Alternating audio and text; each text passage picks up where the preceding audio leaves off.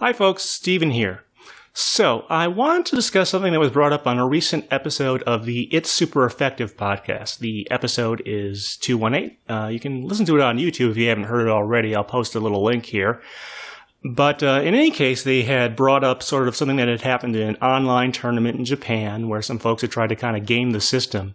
And it led to a discussion of how, in order to be competitive, you need a really developed team. And some folks tend to use some shortcuts, we'll call it that are not really part of the game. Now, just to be fair, I am not doing a video here about the ethicality of that. I understand both sides of this discussion. This is not really about that. What this video is about is I wanted to propose a couple ways that the game or tournaments could be changed in order to sort of, lessen this barrier of entry problem we seem to have here. And so there's a couple options I'm going to bring up, and I'll try to go over their pros and cons.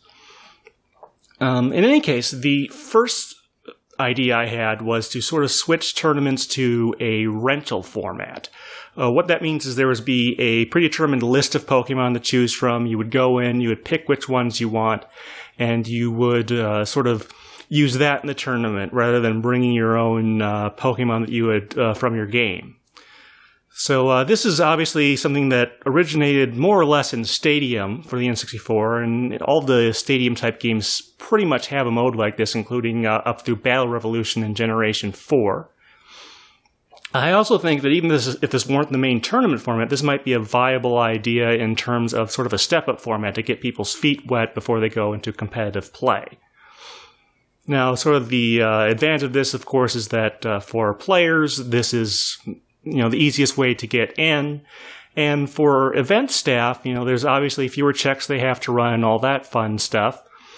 So it lightens the load on them. Now, the downside is, first of all, Pokemon would have to go ahead and create sort of this list of Pokemon and their moves and items, and it would, also have to be maintained. Periodically they'd have to add or remove things, and of course, when the new generation comes out, new Pokemon need to be added. And players would also need a way to practice this format because, obviously you can't just expect people to show up at a tournament and not know what the Pokemon are until that day. You could do it, but it's probably not the best way to run a competitive tournament. But in any case, they would have to sort of have a list that goes out maybe a week or two before the next major set of tournaments that's going to be used there. And so that would give folks a chance to practice. But the other big thing, of course, is that it limits customization. You can't fiddle with things as much as you might like. They could add some into the system there, but there's always going to be a limit. And, you may not be able to use all the Pokemon you want and all that stuff. So that's sort of the downside of that format. The other way we could approach this, I suppose, is to sort of make the team building process shorter.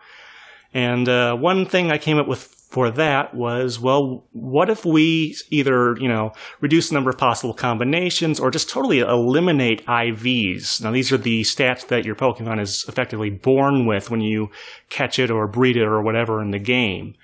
And, since breeding tends to take a lot of time, if we could, either cut that out or, reduce the number of iterations you have to go through, that would reduce a lot of the time spent. And that's sort of the positive there, is that there'd be less prep time, so the barrier to entry would be lower. You'd spend less time building your team and more time, practicing with it and all that stuff. The con, of course, is that it sort of reduces the significance of the breeding mechanic. Depending on how you set up, there would still probably be egg moves and natures, but it does remove some of the reason for the breeding mechanic being in there. And, of course, it reduces sort of the variability of the Pokemon in there, because you're not going to have as wide a stat distribution. But to be honest, in tournaments, there's usually only a very small amount of wiggle room there in terms of what's competitively viable anyway. But in the end, it comes down to, how much effort should it take to create a Pokemon team. And, you can't please everyone. People are going to have their individual wants, but I think we could strike a much better balance than what we currently have now. You have to strike that balance between rewarding work without becoming tedious. And that's really the thing that's being struggled with right now. In any case, I'd like to hear your thoughts on these ideas. And if you have any other ideas that we didn't mention here, go ahead and give those to us. You can always drop us an email, or you can put a comment on this video. All right, folks, thanks.